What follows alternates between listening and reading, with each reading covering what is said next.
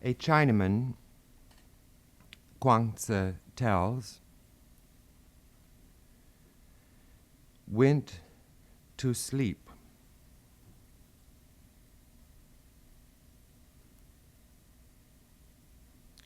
and dreamt he was a butterfly.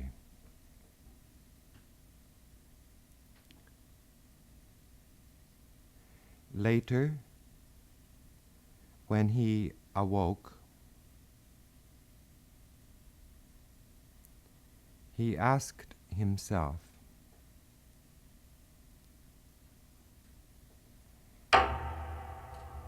am I a butterfly,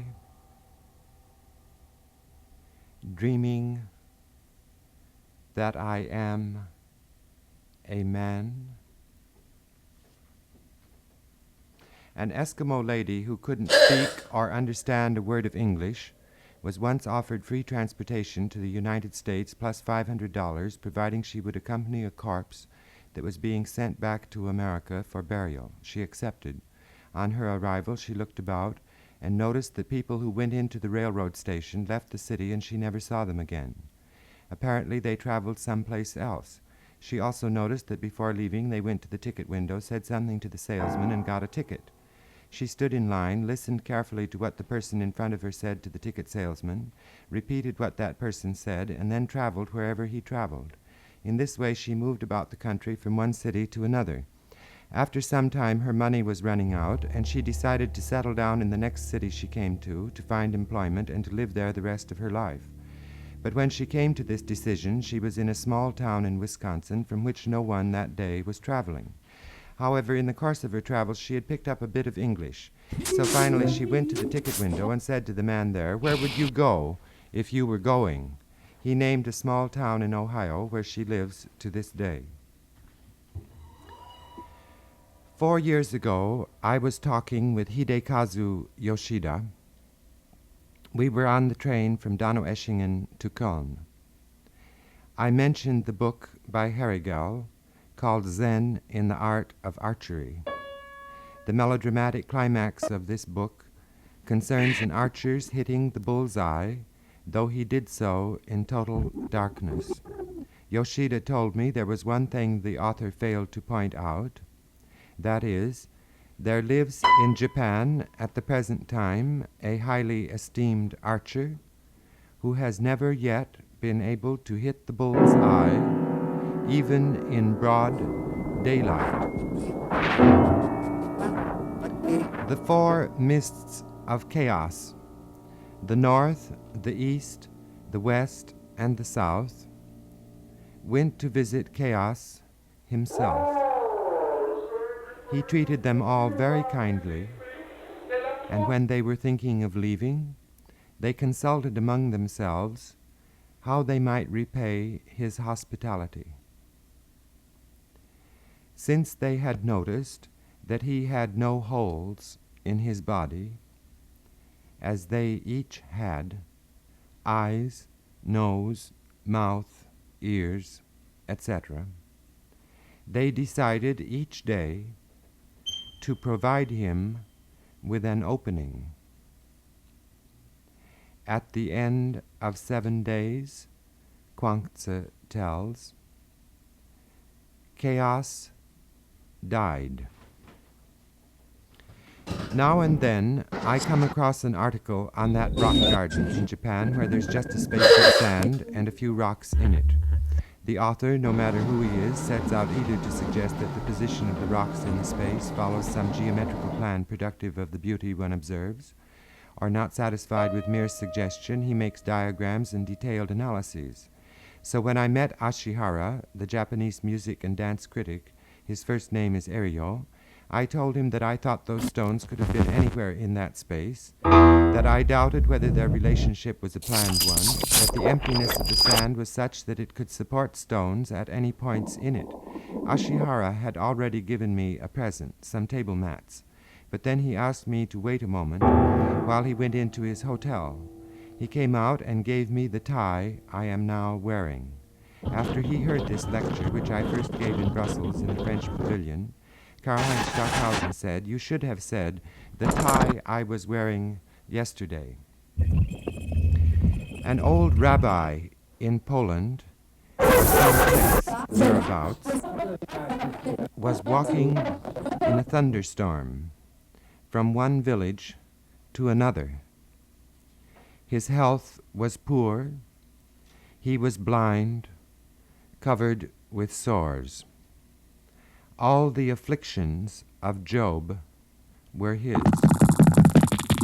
Stumbling over something, he fell in the mud. Pulling himself up with difficulty, he raised his hands toward heaven and cried out, "Praise God! The devil is on earth and doing his work beautifully." Morris Graves used to have an old Ford in Seattle. He had removed all the seats and put in a table and chairs so that the car was like a small furnished room with books, a vase with flowers, and so forth. One day he drove up to a luncheonette, parked, opened the door on the street side, unrolled a red carpet across the sidewalk. Then he walked on the carpet, went in, and ordered a hamburger. Meanwhile, a crowd gathered, expecting something strange to happen. However, all Graves did was eat the hamburger, pay his bill, get back in the car, roll up the carpet, and drive off.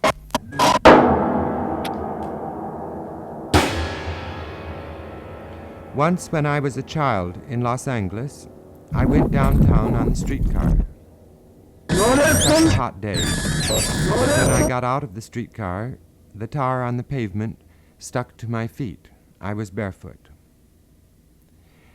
Getting to the sidewalk, I found it so hot that I had to run to keep from blistering my feet.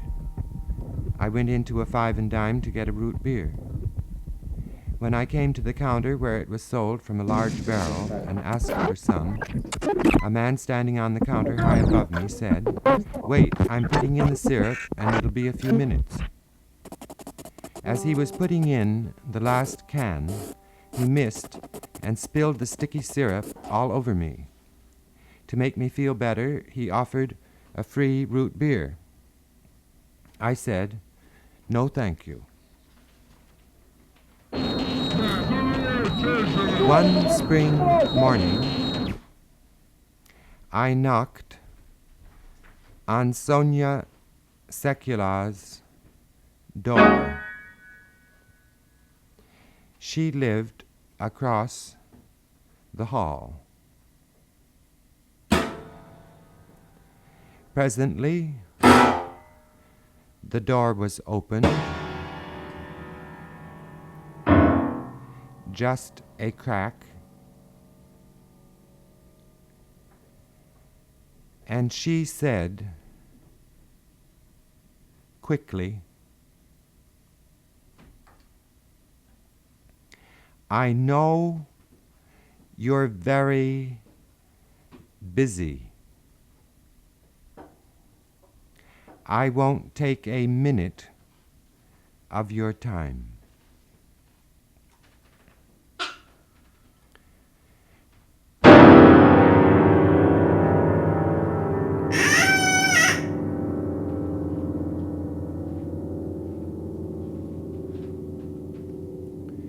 When Sri Ramakrishna was asked,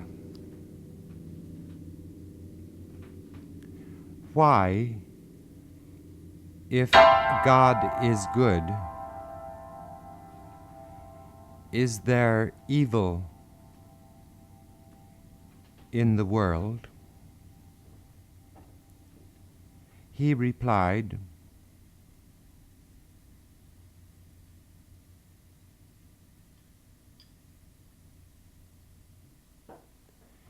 "To thicken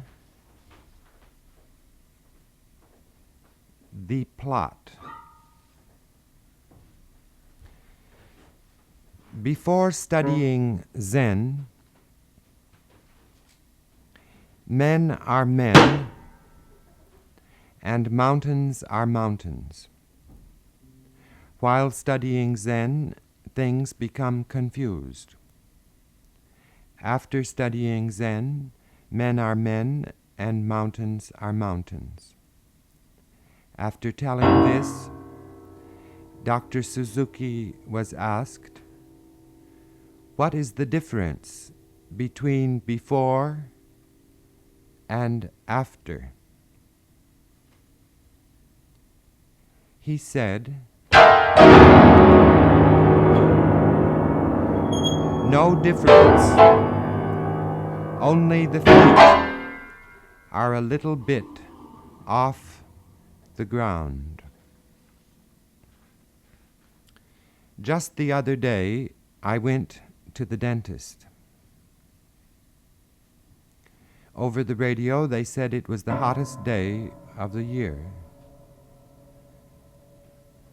However, I was wearing a jacket because going to a doctor has always struck me as a somewhat formal occasion.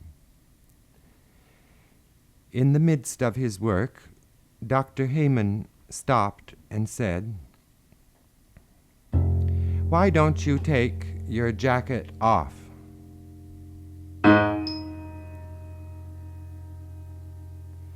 I said, "I have a hole in my shirt, and that's why I have my jacket on." He said, "Well, I have a hole in my sock, and if you like, I'll take my shoes off."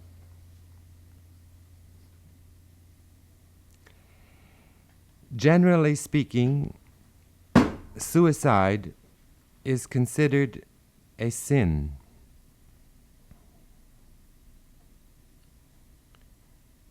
So all the disciples were very interested to hear what Ramakrishna would say about the fact that a 4-year-old child had just then committed suicide.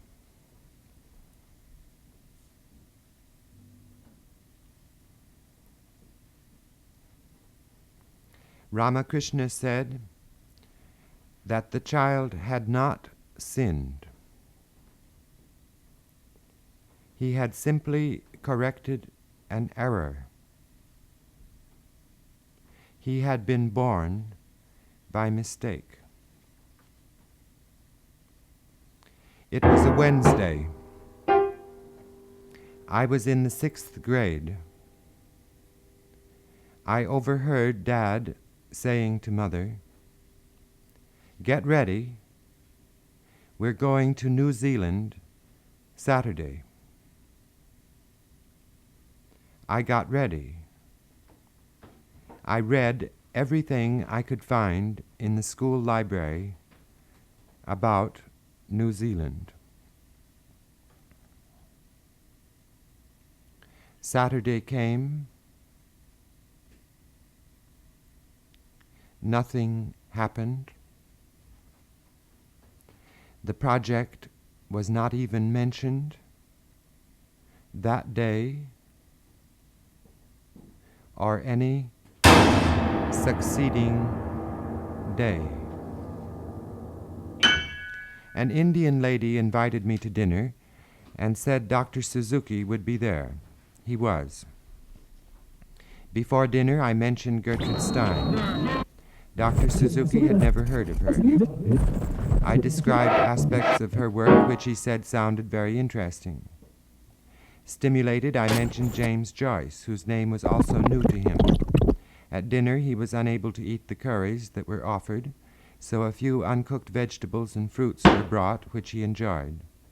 After dinner, the talk turned to metaphysical problems, and there were many questions, for the hostess was a follower of a certain Indian yogi, and her guests were more or less equally divided between allegiance to Indian thought and to Japanese thought. About 11 o'clock, we were out on the street walking along, And an American lady said to Dr. Suzuki, "How is it, Dr. Suzuki? We spend the evening asking you questions and nothing is decided." Dr. Suzuki smiled and said, "That's why I love philosophy. No one wins." 2 wooden boxes containing Indian spices and foodstuffs arrived from India. One was for David Tudor, the other for me. Each of us found on opening his box that the contents were all mixed up. The lids of plastic containers of spices had somehow come off. Plastic bags for dried beans and palm sugar had ripped open. The tin lids of cans of chili powder had come off. All of these things were mixed together and with the Excelsior, which had been put in the box to keep the containers in position. I put my box in a corner and simply tried to forget about it. David Tudor, on the other hand, set to work, assembling bowls of various sizes, sieves of about 11 various sized screens, a pair of tweezers and a small knife. He began a process which lasted 3 days, at the end of which time each spice was separated from each other, each kind of bean from each other, and the palm sugar lumps had been scraped free of spice and excavations in them had removed embedded beans. He then called me up to say, "Whenever you want to get at that box of spices you have, let me know. I'll help you." During my last year in high school, I found out about the liberal Catholic Church. It was in a beautiful spot in the Hollywood Hills. The ritual was an anthology of the most theatrical bits and pieces found in the principal rituals, Occidental and Oriental. There were clouds of incense, candles galore, processions in and around the church. I was fascinated, and though I had been raised in the Methodist Episcopal Church and had had thoughts of going into the ministry, I decided to join the liberal Catholics. Mother and Dad objected strenuously. Ultimately, when I told them of my intention to become an acolyte active in the Mass, they said, "Well, make up your mind, it's us or the church." Thinking along the lines of leave your father and mother and follow me, I went to the priest, told him what had happened, and said I decided in favor of the liberal Catholics. He said, "Don't be a fool. Go home. There are many religions. You have only one mother and father." Artists talk a lot about freedom.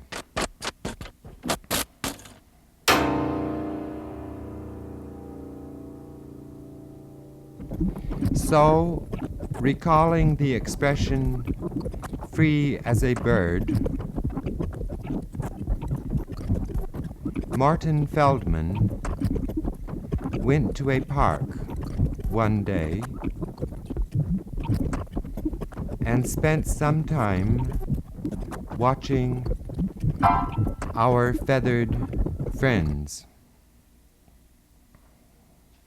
When he came back,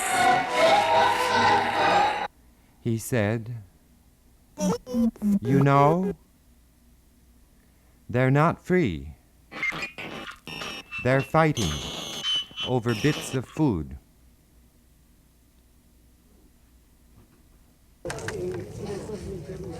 He is a large man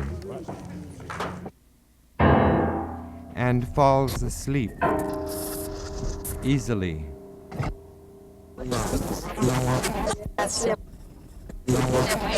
One evening, driving back from Poughkeepsie,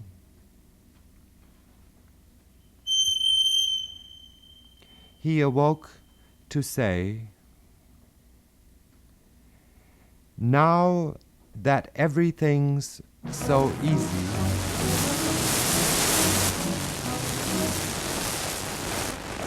there's so much to do." Then he went back to sleep.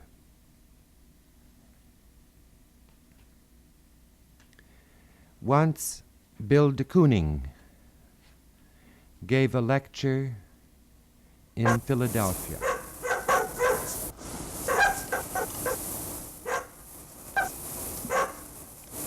Afterward, he was asked what painters of the past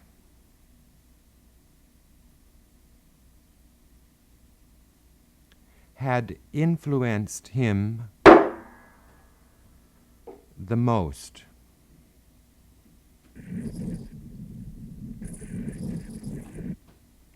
He said, "The past does not influence me. I influence it. During a counterpoint class at UCLA, Schoenberg sent everybody to the blackboard. We were to solve a particular problem he had given and to turn around when finished so that he could check on the correctness of the solution. I did as directed. He said, "That's good. Now find another solution." I did. He said, "Another."